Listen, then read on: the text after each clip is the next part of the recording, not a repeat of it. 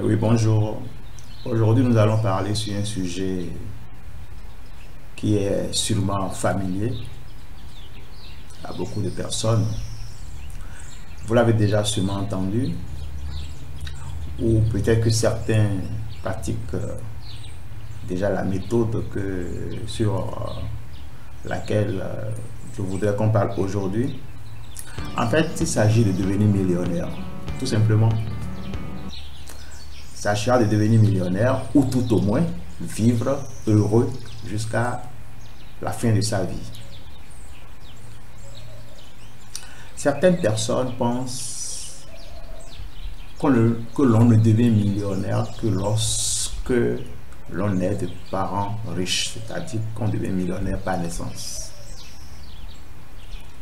Ou bien on devient millionnaire par chance, c'est-à-dire que l'on a gagné au loto. Mais ce n'est souvent pas le cas.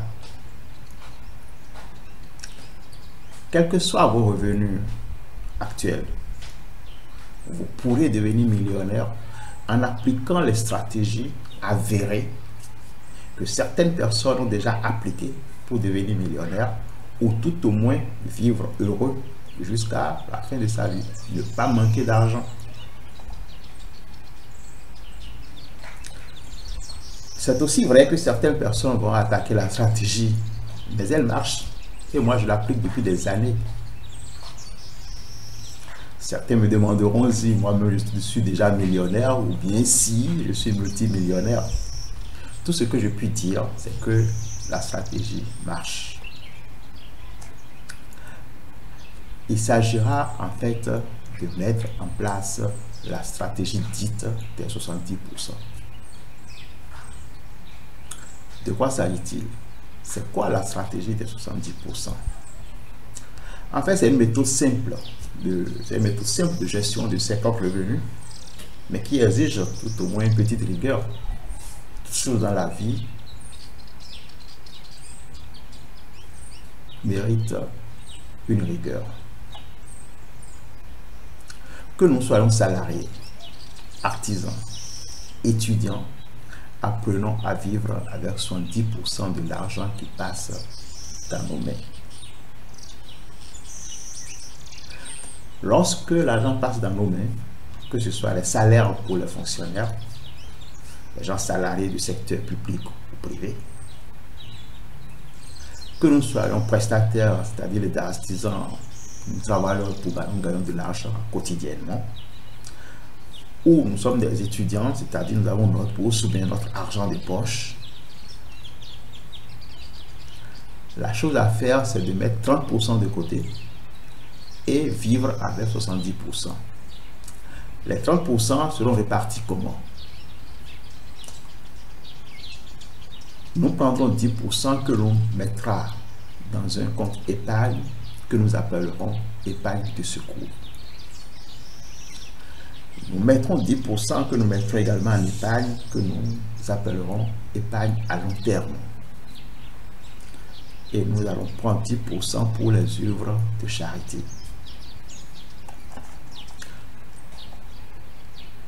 L'épargne de secours, en fait, servira à venir au secours, comme son nom l'indique, lorsqu'on a des difficultés. En cas de difficultés majeures, extrêmes, l'on touche à ce plan d'épargne. On puise de l'argent dans les 10% et on arrive à résoudre nos difficultés du moment. L'épargne à long terme servira à vivre beaucoup plus tard. On le mettra dans un compte bloqué, on ne touche plus pendant des années, 10 ans, 20 ans. Et vous verrez par vous-même que le compte monte effectivement. Et l'œuvre pour les œuvres de charité, comme son nom l'indique aussi, c'est pour faire des dons. Les gens, on peut faire des dons aux associations, on fait des dons aux œuvres de charité, on fait des dons aux personnes démunies, on a toujours autour de nous. Mais quand j'anime des débats sur ce concept de 70%, les idées se focalisent le plus souvent sur le pourcentage alloué aux œuvres de charité. Si l'on n'arrive pas à dégager 10%, c'est l'idéal.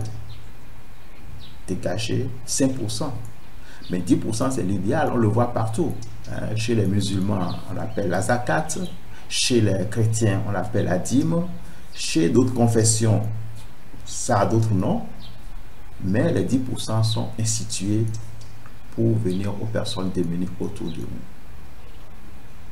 Tout ce que je puis dire au sujet de ce pourcentage, parce que je ne peux pas l'expliquer non plus,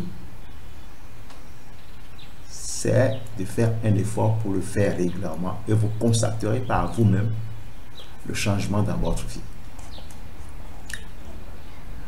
En adoptant cette stratégie des 70%, je disais au début qu'il nous faut une petite rigueur. Donc, il y a des choses à éviter le plus possible.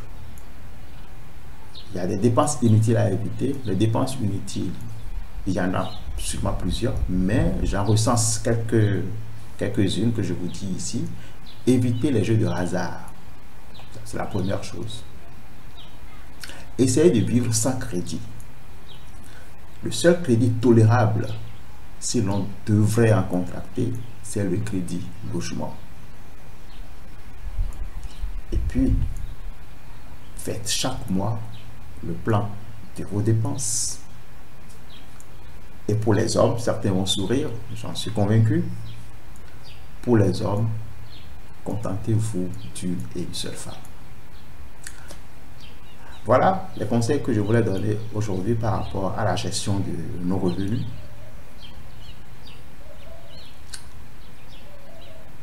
Elle est un peu rigoureuse, j'en conviens, mais essayez de mettre la méthode en pratique pendant 6 mois, 1 an, et vous verrez que c'est une bonne méthode.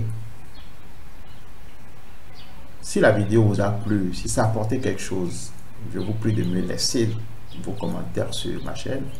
Et vous êtes nombreux à vous abonner à ma chaîne, je vous fais un clin d'œil. Écrivez-moi également si vous le pouvez sur mon adresse email que je vous laisse en fin de vidéo. Et je me ferai vraiment le plaisir de vous répondre. Voilà, je vous remercie d'avoir regardé ma vidéo de ce matin. Et à très bientôt pour une autre vidéo. Merci.